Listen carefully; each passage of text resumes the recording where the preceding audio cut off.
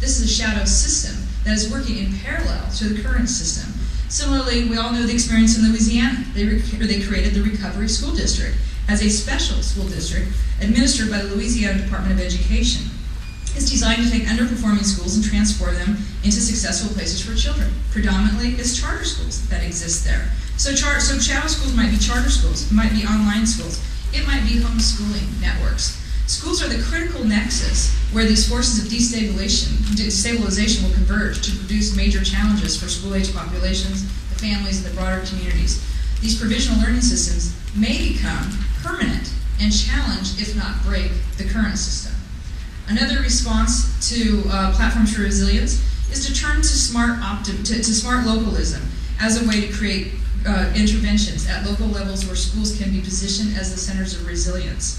So an example here that you are seeing of this is it starts off with a small collection of motivated individuals within a community that come together over a shared concern. It might be education, it might be something else. This actually is about how a community can respond to the challenges and opportunities of peak oil and climate change.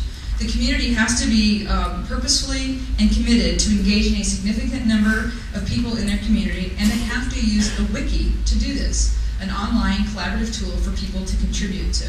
This began in the UK, and it began spreading in many US cities, and predominantly right now it is focused on climate change. But this is an example of smart localism. Again, another example of smart localism that's related to New Tech might be what happened in Napa. So New Tech was founded in Napa in 1996 by business people who said, enough. You are not giving me the kids I need for my businesses here in Napa. Now we all think Napa's pretty, vineyards and all that good stuff, and it is. But it's actually a small urban area that has significant challenges. So businesses got together, IBM got together, people who were based there, a couple design firms got together, and they went to the district and they said, can we go create our own school? Will you support us and just kind of get out of our way and let us do it? We want to create a school that looks like a business. And this business, thank God, was actually a bottom-up kind of business that was collaborative in style. So this is an example of how you do smart localism. Now, a response that we don't want to have is what we call an autoimmune system response.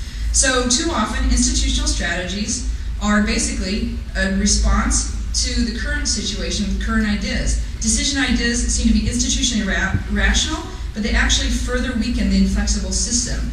These ideas respond to the problem with answers that appear to make sense in the context, but the context is about the old system, and actually it strangles innovation in life. So basically what this map would say is don't have an autoimmune response. Start thinking about the future and think about how to solve our current problems with different ways as we do work and not in the old ways that we did work. So a lot of people actually accuse No Child Left Behind of being an auto-response system, right? It was designed to improve student learning by basically making sure we can make sure there were standardized tests and we can understand where all students were and what they were doing.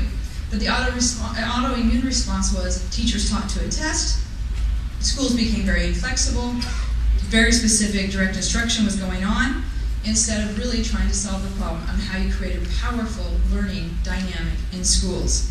Now, will the American Recovery and Reinvestment Act or the innovation funds be an autoimmune response? Well, that answer actually lies with us, for those of us who receive the funds, because we can either have programs that are old ideas and contexts and solve current problems, or current problems solved with new ideas.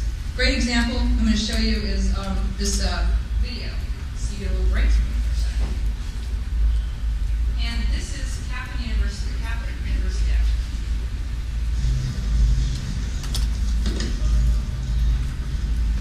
I stand before you today to apologize. The system has failed you. I have failed you. I have failed to help you share your talent with the world, and the world needs talent more than ever, yet it's being wasted every day by an educational system steeped in tradition and old ideas. It was time for a new tradition. It was time to realize talent isn't just in schools like this one, it's everywhere. It's time to use technology to rewrite the rules of education. To learn how you learn so we can teach you better. It's time the university adapted to you rather than you adapting to it.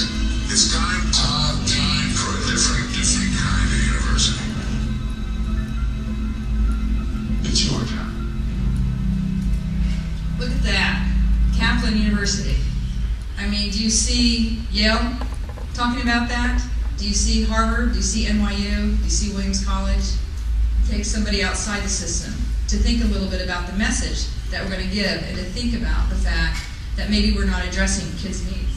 Finally, I saw that on TV one day. I'm like, oh my God, what is that? What is that? You know, it was like, because it basically struck what we talk about when it comes down to the math.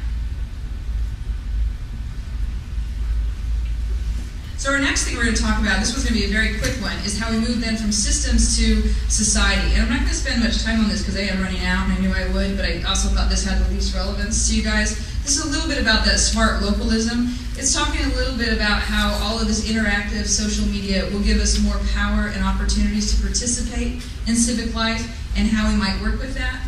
And so the slide here is called an engaged edu-citizens, that essentially our citizens will become more and more involved in education because of the transparency that we are looking for in our systems. And the example here is of a group in Cincinnati, Ohio, that is listening to a report by a community-based organization called Strive, which is actually a partnership of multiple nonprofits in Cincinnati, Ohio.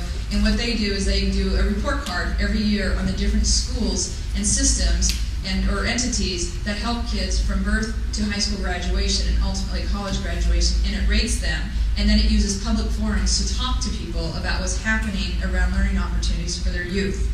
So I'm not going to spend too much time on that so that we can kind of get through, I think, this next one that I think is very important to you. But basically, how will school administrators and some of the district level teachers communicate and interact in a world where engaged edu-citizens exercise more influence over learning? So again, you can see some of these questions are very much like the amplified organization, is how will we open up and how will we be comfortable with this? So the one that I really want to talk about and why I rushed that one is called the maker's economy. And so you've seen all these trends so far, and this is really kind of based on our 2006 map, where we talk about this transparency, collaborative, bottom-up process, and how we are going to start to make our goods, how we're going to create or make services. So this grassroots economics now turns more into this creativity that I was talking to you about. So the maker economy is really an extension of kind of do-it-yourselves kind of movement to do it ourselves.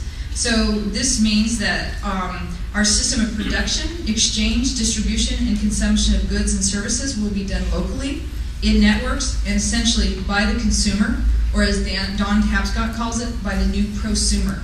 This is that transition from consumption to participation to creation. People just don't want to consume goods, they want to be active in creating these goods.